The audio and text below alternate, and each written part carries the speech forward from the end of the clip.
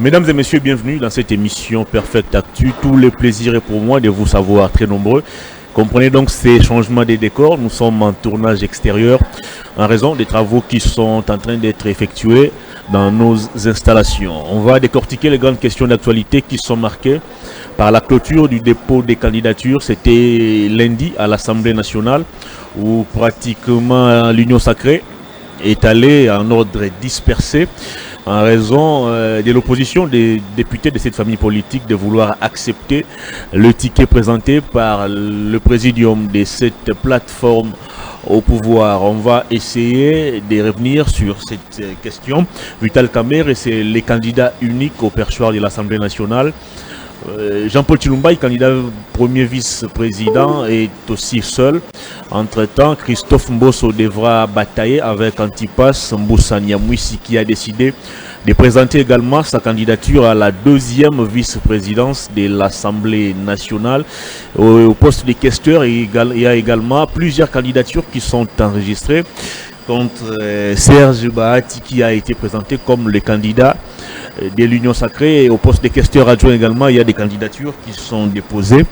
Et le poste réservé à l'opposition, celui des rapporteurs adjoints, sera donc où va connaître également la bataille entre la candidate d'Ensemble pour la République, Madame Dominique Mounongo, mais aussi Constant Moutamba de la dynamique progressiste qui a décidé aussi de se présenter comme candidat au poste des rapporteurs adjoints. Comment analysez-vous l'issue de ces élections? Nous en parlons dans cette émission. L'actualité, c'est aussi le débat autour du changement de la Constitution préconisé par le président de la République, Félix Tshisekedi, qui estime que cette Constitution ne l'aide pas à mettre en place ou à assurer le bon fonctionnement des institutions. Est-ce un vrai débat ou une tentative plutôt pour le chef de l'État de vouloir s'éterniser au pouvoir? On va aussi faire le point sur la question du porte-parole de l'opposition. Moïse Katumbi est-il le candidat idéal pour briguer ses postes? Est-ce que finalement l'opposition aura son porte-parole?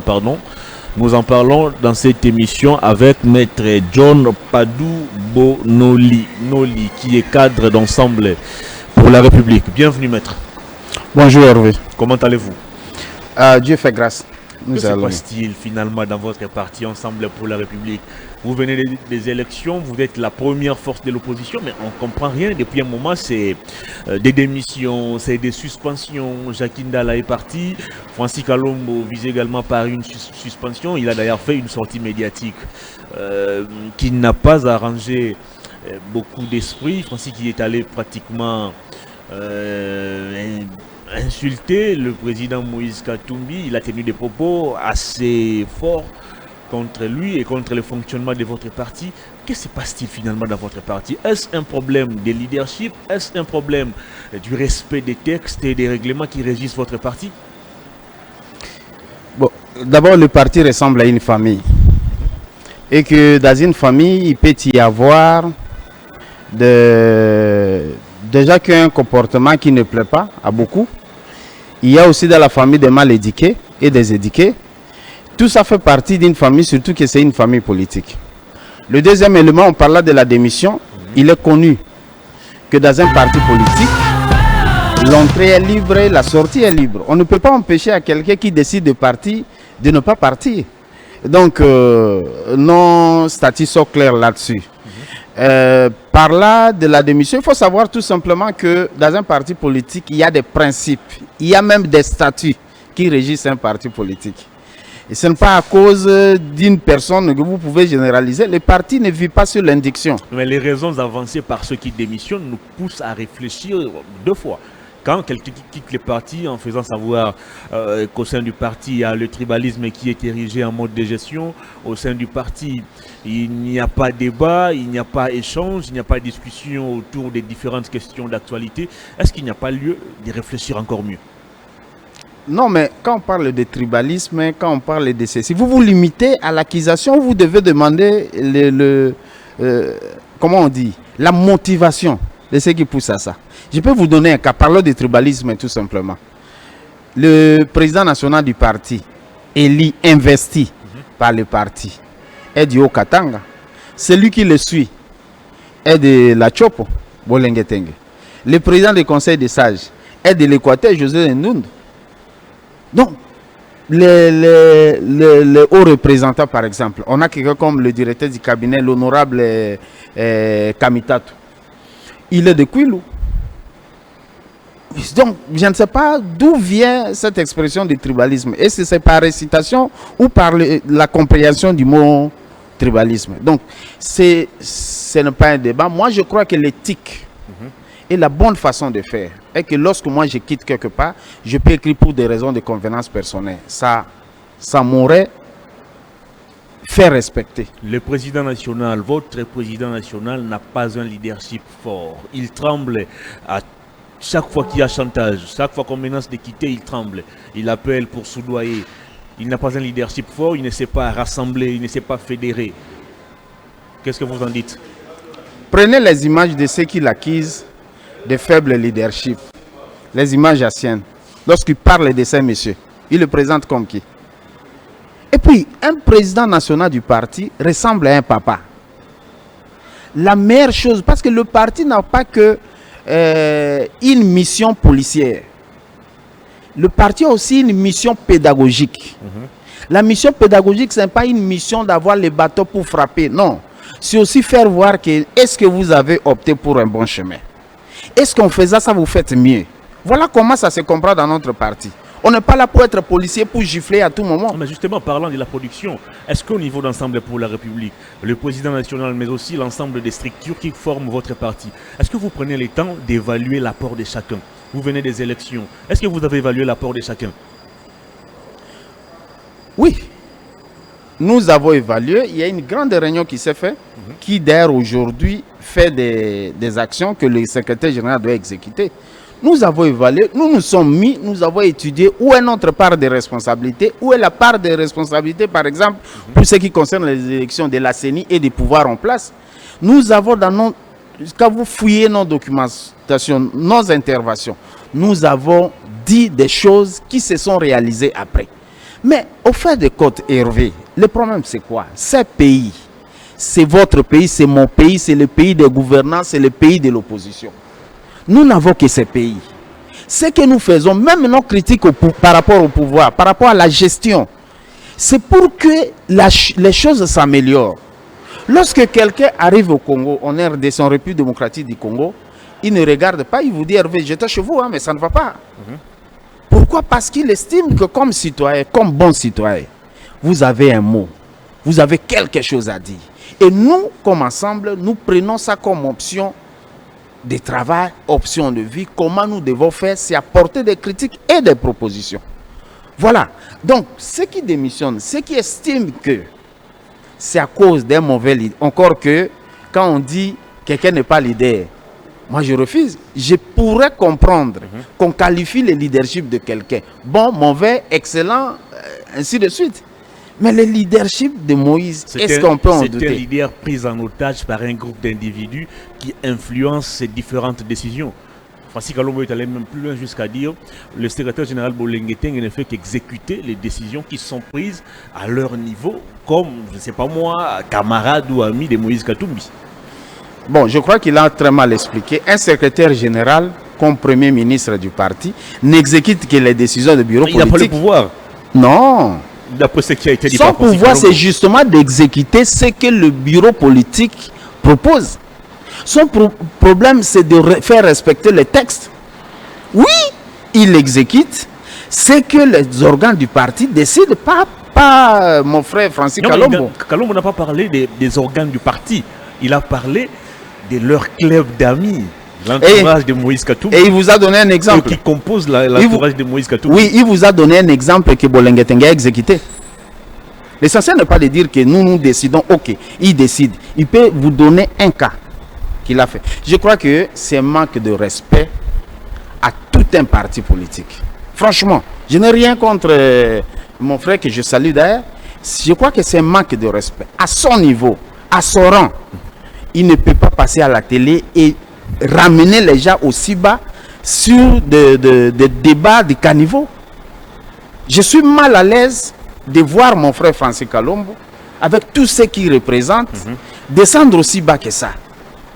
Je ne trouve pas ça nécessaire.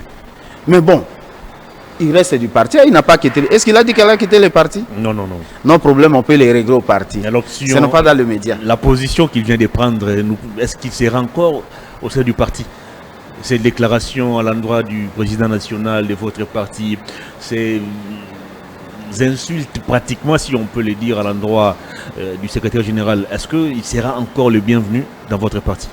Je dois vous avouer qu'il y a beaucoup de choses qu'il a dit que moi je n'ai pas suivi, que peut-être j'apprends, tel que vous le dites. Très bien. Mais le parti en soi, ce n'est pas seulement Moïse Katumbi. Moïse Katumbi a une voix. Moi aussi j'ai ma voix, beaucoup de membres ont une voix, lui il a une voix. Mais seulement nous avons estimé que pour conduire ce parti, on a un de nôtres qui peut bien le diriger. Alors ce n'est pas à lui de prendre les décisions. Nous avons notre structure disciplinaire. Nous avons vous disposez même d'une structure disciplinaire. Mais attends, tel que vous me voyez avec là. Tout ce que nous voyons, avec tout ce que nous constatons comme sortie médiatique, comme raté dans le fonctionnement de votre parti, on est tenté de croire que c'est une structure qui ne sert absolument à rien. C'est ce qu'on paraît présenter. Vous avez fait un tour dans notre parti? Je vous invite de demain, même après l'émission, on peut y aller. Je vais vous faire visiter même le bureau, ne fût-ce que pas le bureau. Ça, c'est un premier élément. Même que votre siège ici de Kitambo ou Bandal serait même mis en vente. On apprend. Moi, je ne viens pas faire un débat sur le 11. C'est un problème. De toute façon, ce bâtiment n'est pas à vendre. Et je connais un peu plus mieux. Même si c'était à vendre, nous ne manquerons pas d'aller louer ailleurs. Merci beaucoup. Ce débat, ça ne nous intéresse pas assez.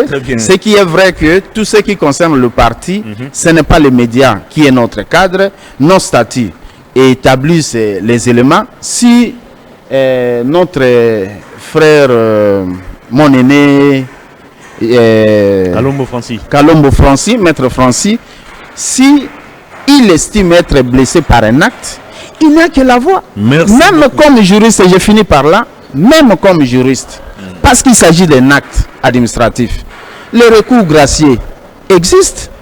On fait un recours administratif ordinaire.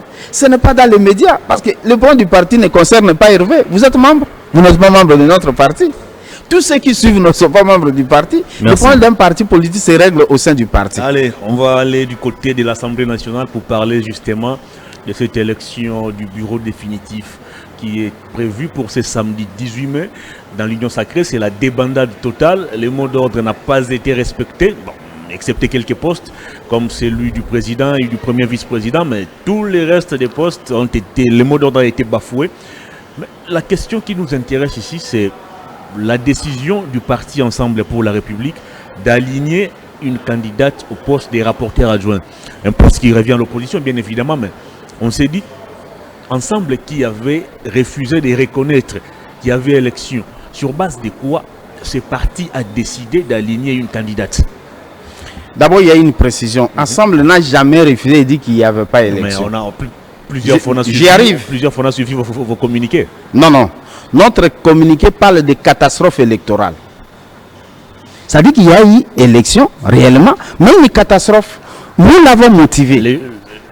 Nous l'avons motivé en vous disant que le 20... Les discours commencent à changer. Non, non, le discours n'a jamais changé. Si je savais que vous allez me poser la question, j'allais venir avec le document. Okay. Si vous acceptez dans une autre émission, je vais amener notre déclaration, non-déclaration, parce que ce n'était pas une. Ça, c'est un premier. Un deuxième élément, pour nous, c'est une catastrophe électorale. Ça veut dire quoi? Ça veut dire qu'il n'est pas normal. Les élections ont été faites du 20 au 27. Nos informations, les informations que nous détenons de notre est que le 20, les élections du 20, c'est notre candidat qui était passé. Mais, mon frère, à la Cour constitutionnelle, il y a eu 82 cas. Ça veut dire quoi? Ce n'est pas rejoindre notre argument, c'était une catastrophe. Il y a eu des cas dénoncés par-ci, par-là. Il y a eu des bourrages, il y a eu des machines qui se sont promenées. C'est une catastrophe. Il n'y a jamais eu de preuves. Hein. Les procureurs avaient même demandé à vous qui dénoncez tous ces faits de lui apporter des preuves. Personne ne s'est présenté. Non, la preuve est plus que l'arrêt de la Cour constitutionnelle sur les 82 cas. Vous voulez dire quoi? La preuve est sur ce que le président de la CENI a déclaré. Il a même promis... Même le président de la CENI n'a pas été en mesure d'apporter les preuves de ces accusations. Mais en tout cas, ils n'ont pas été réhabilités. Hein. Ils n'ont pas été réhabilités, mais certains ont été élus sénateurs. Non, ça c'est une autre élection. C'est ça aussi la nuance. Les sénateurs, c'est au second degré. Ah, pourtant, ils ont été accusés d'être des délinquants électoraux. Oui, au niveau de la députation nationale. Très bien. Mais les Sénats, ils peuvent aller. Voilà. C'est ça la nuance. C'est-à-dire catastrophe électorale, mais ensemble pour la République aligne une candidate. Oui, dans la catastrophe électorale, il y a eu des rescapés. C'est comme il y a crash l'avion. Et il y a eu des survivants. Vous allez dire qu'il faut les tuer? Voilà. Ce n'est pas le même contexte. Non, mais je vous dis, ce n'est pas le même contexte. Dans cette catastrophe-là... ce n'est pas le même contexte. Dans cette catastrophe-là... Je vous rappelle un fait. En 2011, Étienne Tshisekedi, paix à son âme, alors qu'il s'est réclamé président élu et ne reconnaissant pas la victoire de Joseph Kabila, il a instruit à ses députés de ne pas aller siéger parce qu'il ne reconnaissait pas la victoire et les institutions qui sortaient de ces élections. Vous parlez du président Étienne Tshisekedi. Vous ne parlez pas de l'IDPS. La nuance chez nous est que ce n'est pas Katumbi, c'est Ensemble pour la République. Cette nuance-là, il faut le faire. Katumbi est membre d'Ensemble pour la République, est président national d'Ensemble pour la République. Dans notre statut, il ne décide pas, on se réveille comme ça, il commence à décider. Non, il y a un cadre qu'on fait. Donc, il ne faut pas nous donner l'exemple d'une personne physique pour une personne morale que nous sommes nous ensemble. Nous avons décortiqué tous ces éléments-là. Alors, deuxième élément est que nous avons, dès l'entrée, déclaré que nous faisons partie de l'opposition. Mais c'est quoi l'opposition? Il y a une loi. Statut de l'opposition, c'était une recommandation, une exigence constitutionnelle. L'opposant est défini comme, l'opposition est définie comme des gens qui ne soutiennent pas les programmes du gouvernement et qui ne participent pas au gouvernement. Nous sommes moins opposants que ça. L'opposant n'est pas brûlé les pneus, l'opposant n'est pas... Non, l'opposant, on lui reconnaît des droits et des obligations. L'opposition, c'est le fait de ne pas soutenir les programmes du gouvernement. Point très. C'est ça la définition. Que quand les gens ne comprennent pas cette décision, l'opposition est régie par une loi. C'est derrière une loi organique. Donc, le parti s'était réuni, ils ont déclaré, et dans cette loi de l'opposition, on dit que l'opposition se déclare. Et nous avons fait une déclaration d'appartenance à l'opposition. Alors, tout ce qui revient à l'opposition, vous voulez leur donner à qui? Tant que la loi nous reconnaît, ce ne sont pas les individus qui nous reconnaissent, non, c'est la loi de la République, publiée au journal officiel et opposable à tous. Mais la même loi a reconnu Félix Tshisekedi comme vainqueur de la présidentielle de 2023. Une mesure qui n'est pas du tout partagée par Ensemble pour la République. Effectivement, nous n'avons pas partagé la mesure, mais qu'est-ce que la loi nous dit? Ça s'est empêché qu'il soit président? Nous sommes opposés à quoi? À son pouvoir, non? Mais j'aurais souhaité que vous puissiez vous référer à la même loi, que vous puissiez respecter la même loi en disant, ok, puisque nous ne reconnaissons pas ces élections, puisque nous ne reconnaissons pas les institutions issues de ces élections, nous ne participons pas je ne sais pas moi, à tout ce qui est comme action politique.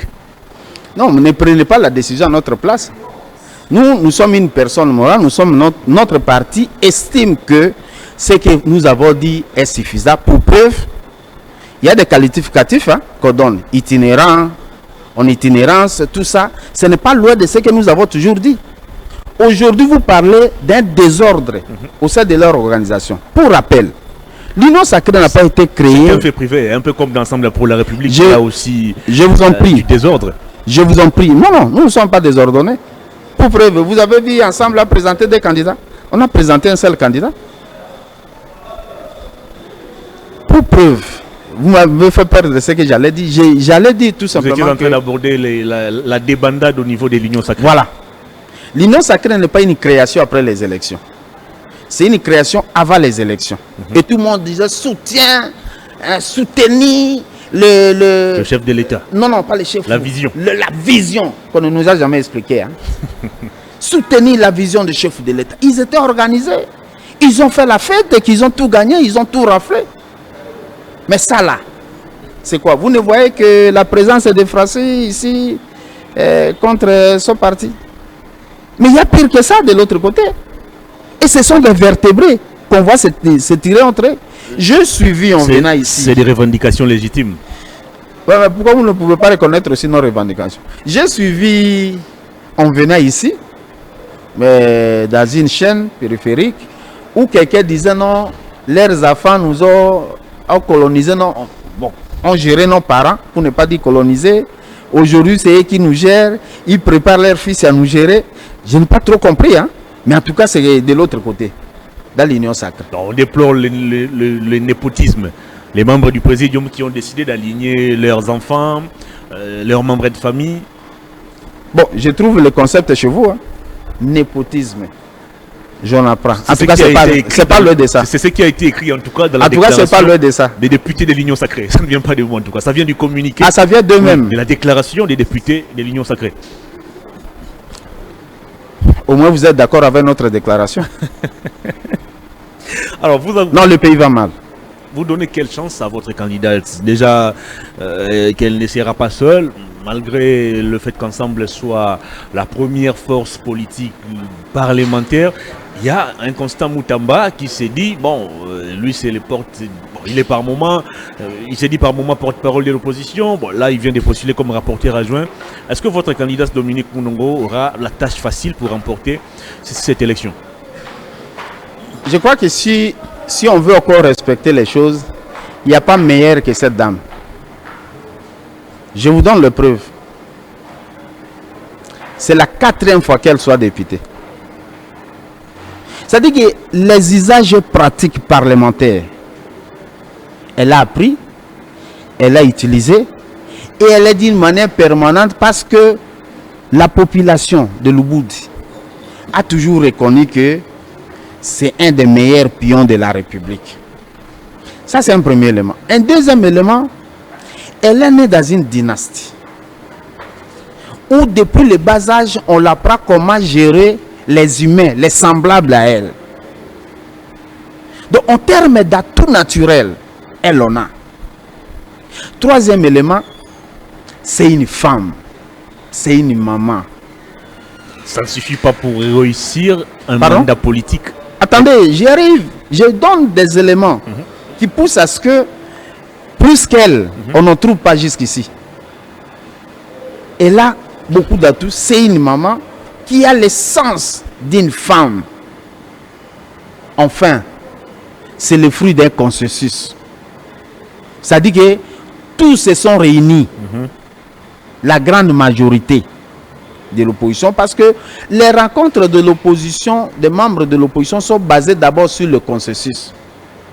Il y a un procès verbal établi comme tel, signé par les députés, la grande majorité. Est-ce que Constant Moutamba faisait partie de cette commission, de cette délégation, des députés de l'opposition? S'il ne faisait pas partie, il doit considérer qu'il est minoritaire. C'est ça aussi le principe. Vous m'avez opposé, vous m'avez opposé l'argumentaire selon lequel le président Tshisekedi a été élu. Nous. C'est ce que la CENI a dit. Oui, c'est ce que la Cour avait confirmé. Oui, c'est ce que la Cour a confirmé. C'est ce que la Cour a proclamé définitivement. Ok. Nous, moi personnellement, je ne l'avais pas élu.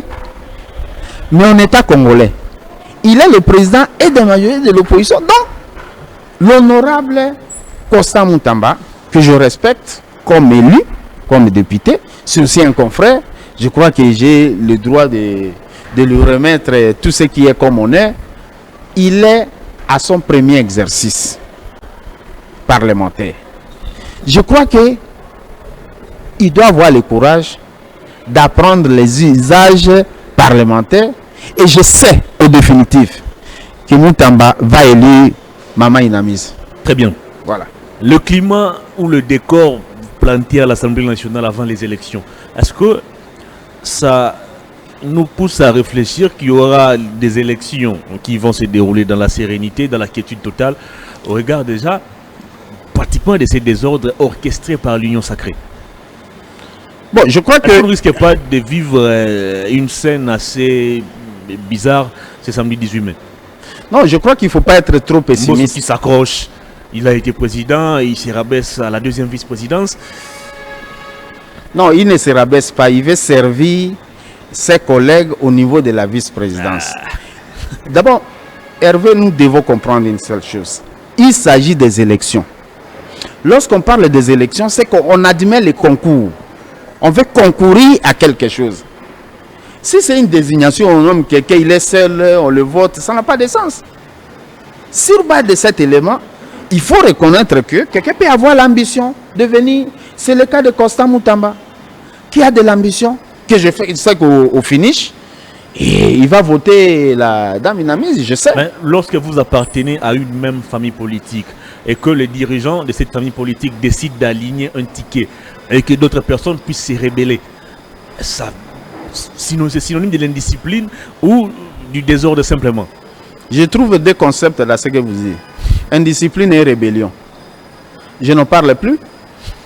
Parce que en venant ici, je viens comme ensemble. Il y a une décision de la majorité ensemble. Moi, je m'y oppose. Je fais quoi? Parce que mon opposition doit être interne et reconnaître qu'en démocratie, il y a le principe de la majorité.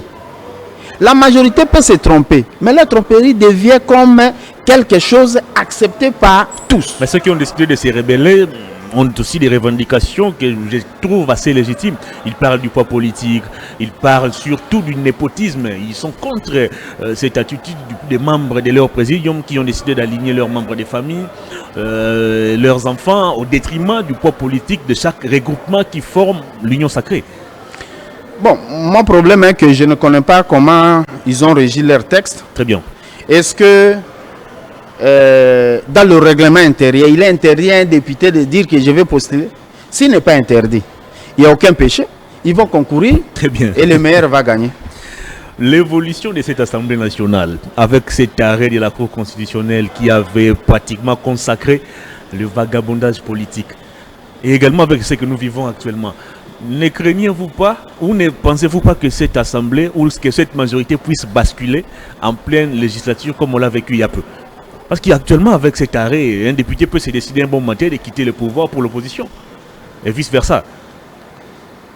Je suis sous serment de considérer qu'un arrêt pris par la Cour au dernier ressort, je suis soumis à un respect par rapport à ça. Mais le deuxième volet, c'est ce qu'on dit tout bas. Et le président de la République, la première institution du pays, ne reconnaît pas le travail de la justice. Il a pris tous les qualificatifs possibles pour en déceler. Tout ce qui s'est fait prouve à suffisance que le pays va mal. Le pays est malade. À cet allure, ils ne vont plus gouverner les hommes. Ce sont nos veaux et nos moutons qui vont gouverner dans ce pays. Parce qu'il n'est pas normal, il n'est pas logique que l'on se comporte dans son pays comme un envahisseur. Et ça, c'est extrêmement grave.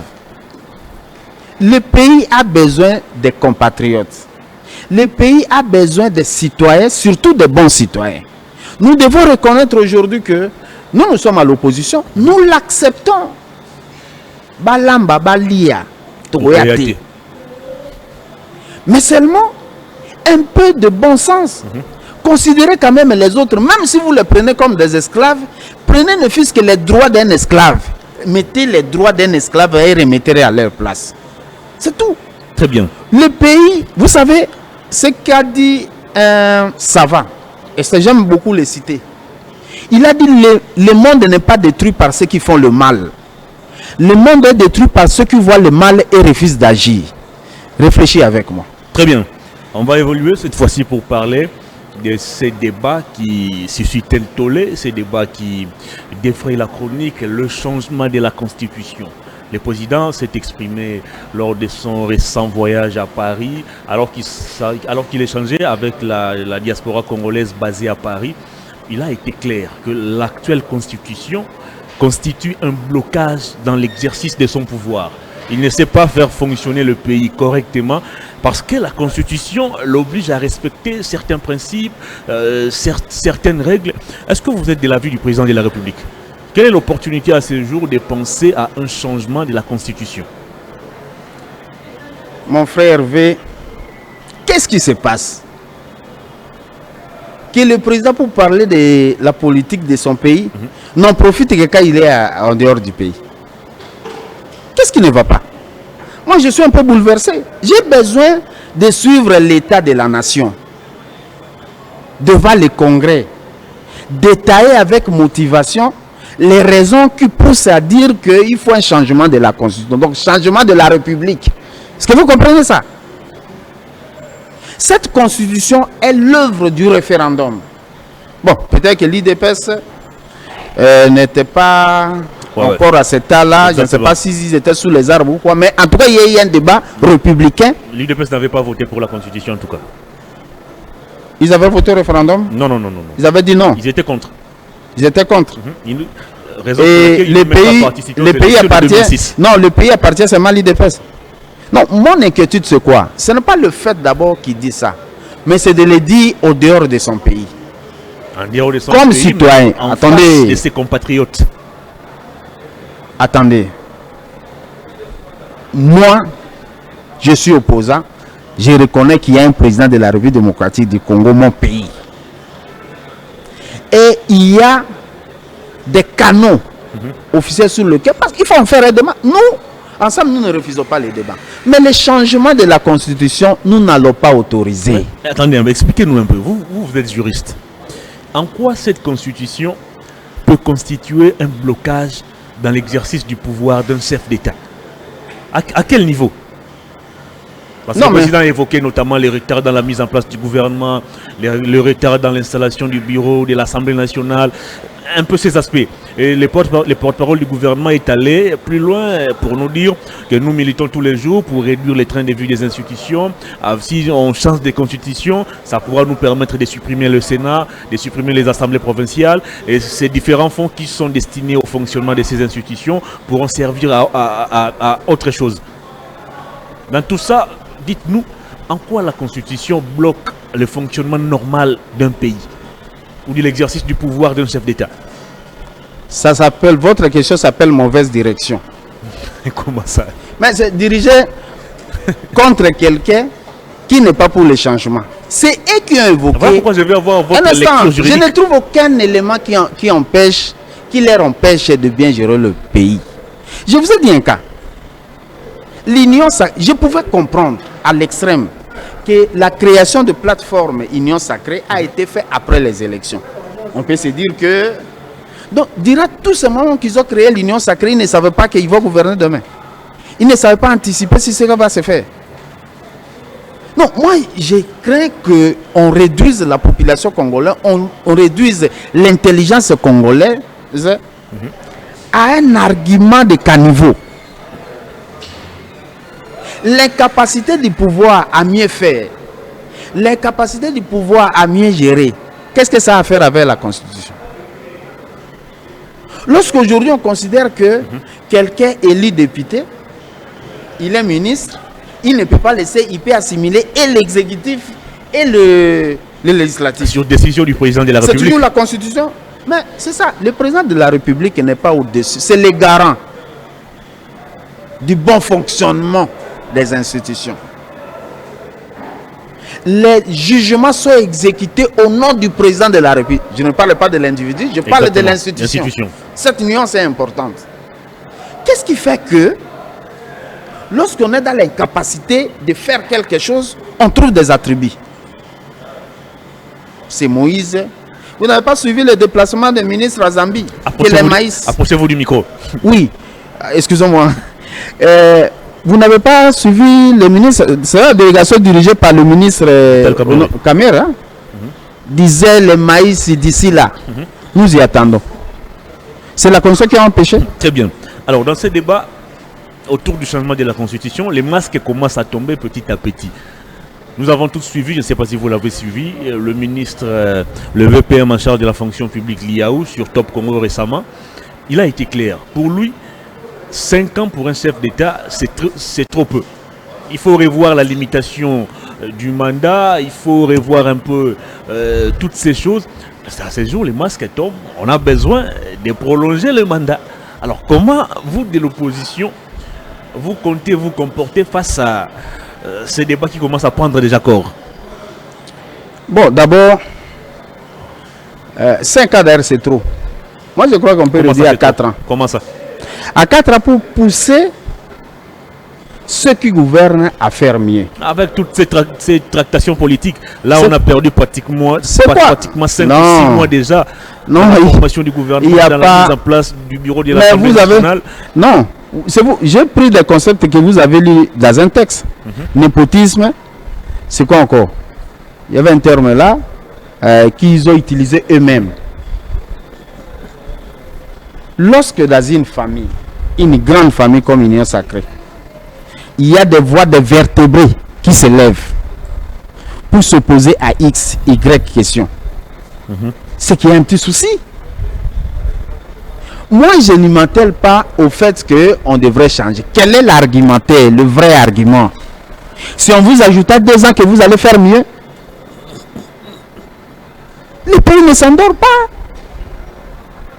Le pays doit fonctionner chaque jour. L'on ne peut pas remettre à demain ce qu'on doit faire aujourd'hui. On est devant un pouvoir. Excusez-moi, Macron l'a dit. Vous êtes incapable, vous êtes incapable, vous êtes incapable. Humilié chez nous. Parce que la Constitution bloque. Non, laissez la Constitution. De toute façon, ça ne passera pas. Ce sont des essais. La population va s'opposer. Le président est déterminé.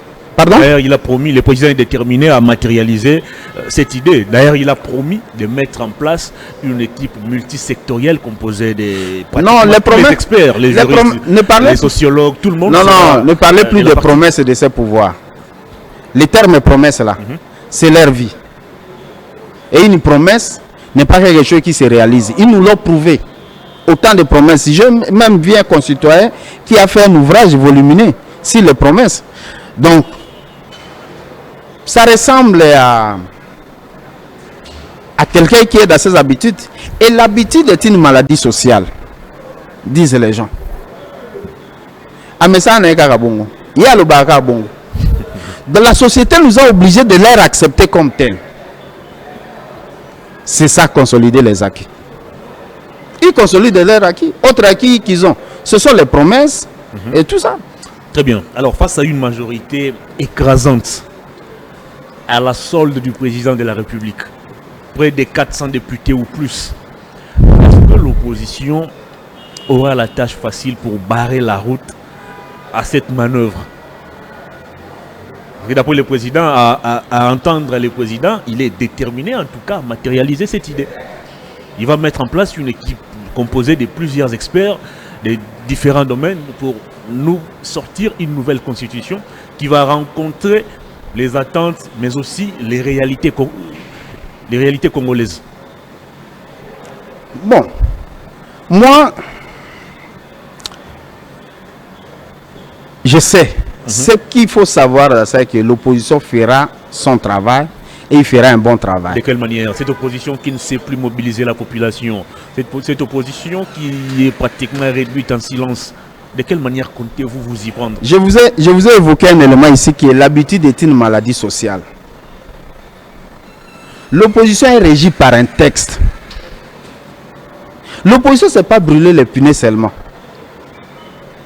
Ce n'est pas brûler les maisons des gens, des individus. On a des cas limités où des maisons étaient brûlées. Ce n'est pas ça le travail de l'opposition. Jamais réhabilité jusqu'à ce jour. Ah ben je ne sais pas trop, mais en tout cas j'ai constaté qu'ils ont brûlé. Ce n'est pas ça l'opposition. L'opposition, c'est d'abord apporter des critiques sur la gouvernance et donner des propositions. L'opposition, c'est remettre les citoyens congolais dans son état de le faire, en le faisant voir que voici le chemin qu'il faut embrasser. Voici le chemin qu'il faut embrasser. L'opposition, c'est être regardant sur ce qui s'est fait. Et je vous jure, la conscience va renaître. Nous sommes convaincus que le citoyen congolais deviendra un bon citoyen congolais. Son silence n'est pas idiot. C'est un silence de réflexion. C'est un silence de voir où est-ce qu'on y va. À un moment donné, ça va s'arrêter. Même les élus qui sont là vont se remettre en route, même le président de la République, parce qu'il est à son dernier mandat, il fera en sorte qu'il écoute l'opposition. Et le meilleur conseiller du président, du pouvoir en place, c'est l'opposition, parce qu'eux ont des éléments, ont des éléments qu'ils apportent comme critique. Je crois que jeter un regard sur ce qui s'est fait serait bon. Je n'hésite pas une seule fois, à moins que la personne change. Quelqu'un comme le président Kamer, l'honorable Kamer, nous a démontré, quand il était président de l'Assemblée, que l'équilibre peut être là, entre nous. Nous devons avouer, parce que nous ne sommes pas seulement pour apporter, pour voir le côté, mais il faut reconnaître que même au sein de l'Union sacrée, il y a des têtes pensantes. Peut-être que le mouvement de la masse les étouffe. Qui sait? Peut-être que ce que nous disons à haute voix, ils le disent dans leur famille. Donc nous croyons que dans le besoin de faire voir la société où est-ce que nous allons, nous devons évoluer.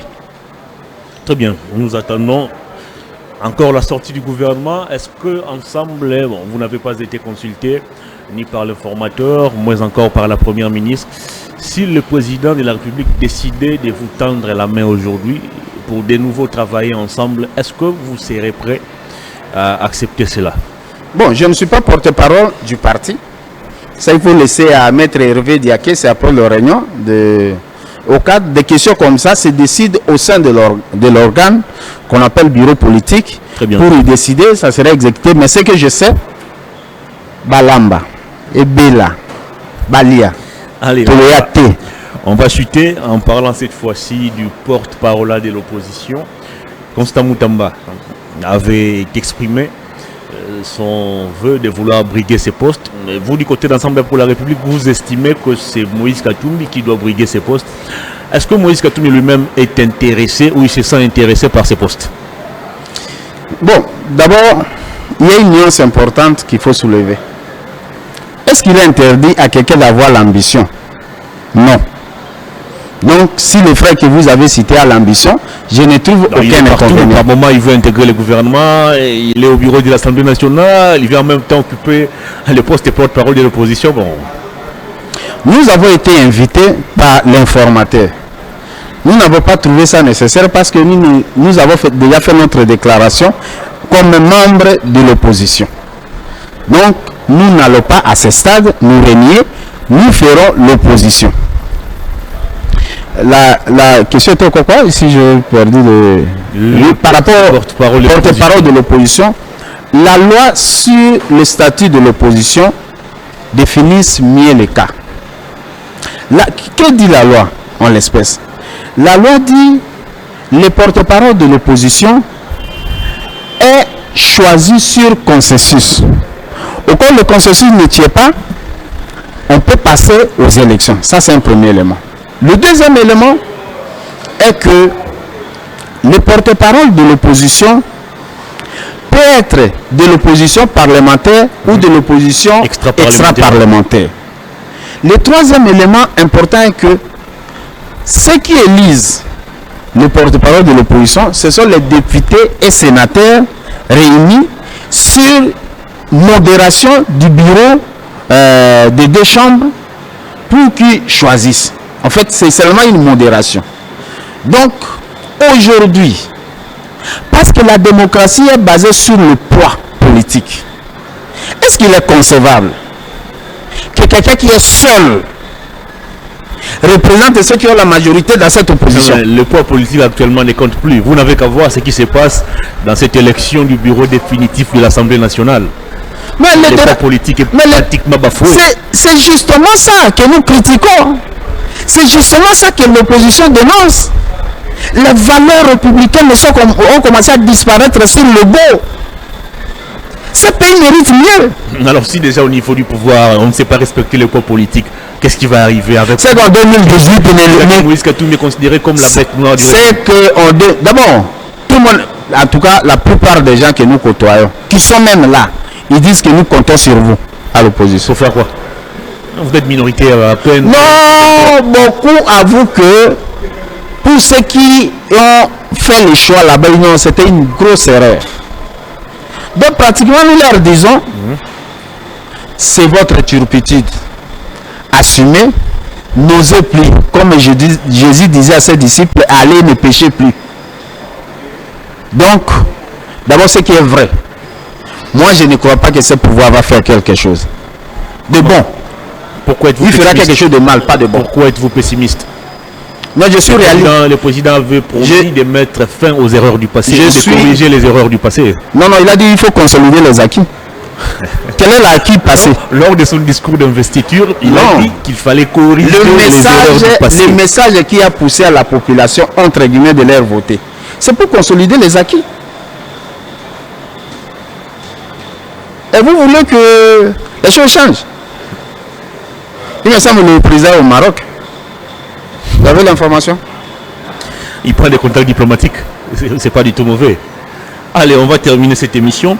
Un mot de soutien à l'honorable Mike Mkebai qui va totaliser ses 21 années en prison, sans jugement, sans procès. Il ne sait même pas pourquoi il est en prison.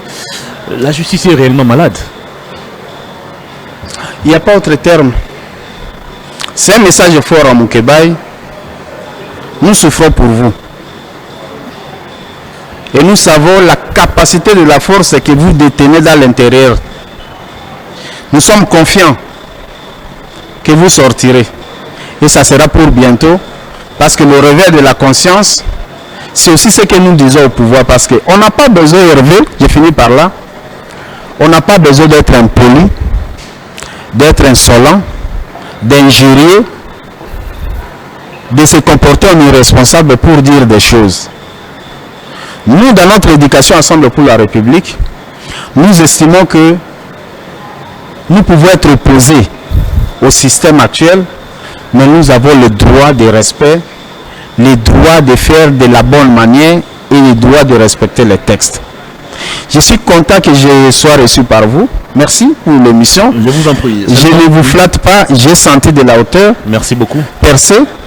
Comme disons la tête d'Ouk et Naltoumou, il faut aller en profondeur de ce que vous faites. Merci beaucoup. Le jour où vous estimerez que nous pouvons passer, nous allons y venir. La chance est du côté, à tout moment.